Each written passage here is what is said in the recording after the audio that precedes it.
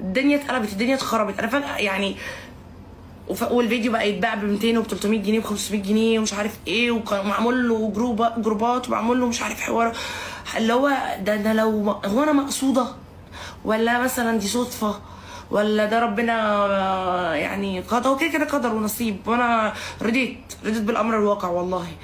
وتعايشت رضيت وتقبلت وتعايشت وتاقلمت، وبحاول لغايه دلوقتي ان انا اكمل في ان انا احاول اكمل ان انا اعيش يعني.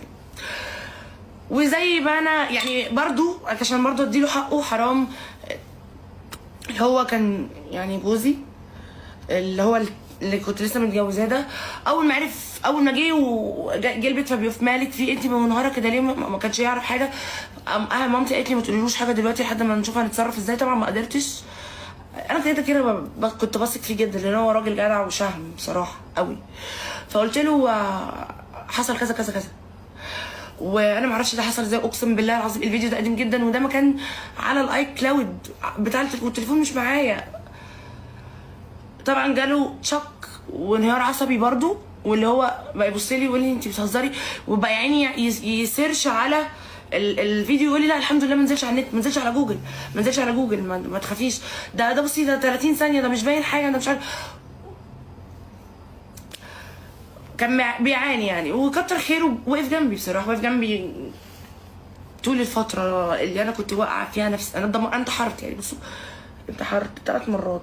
مره قطعت شرايين ايدي، مره خدت مجموعه كده مجاميع برشام والله، وموتش، مش عارفه ليه يعني. انا بجد في الوقت ده كنت بتمنى ان انا اموت يعني. انا كان جات لي بقى اخر فكره كده ان انا طب انا ما بموتش بالبرشام وما موتش بالتقطيع، طب اسكن مخدرات مثلا اوفر اموت اوفر دوز ده او وكده، ولا طب هتبقى فضيحه برضه يا عيني لاهلي بقى كمان بقى. مش هيقولوا ساعتها ان انا ما كنتش مثلا عمري ما بشرب الحاجات دي فعملت كده مثلا عشان هيقولوا لا كمان مدمنه ناس بقى. طب اموت ازاي؟ ما لقيتش موته والله يعني، ما تاخدني بصراحه.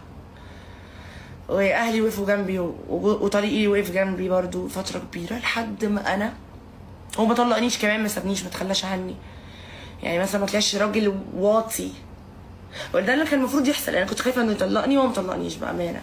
وحتى اهله قالوا له لازم تطلقها لان هو شغلانته كبيره.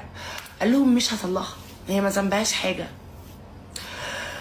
ووقف معايا للاخر لحد ما انا بقى طلبت الطلاق علشان صعب عليا، لان هو نفسيته اتدمرت. هو ما بقاش عارف يعمل ايه، ما بقاش عارف اللي هو واقف جنبي كل حاجه وبيدعمني بكل الاشكال، بس في نفس الوقت بقت نفسيته يعني ألعن من نفسيتي.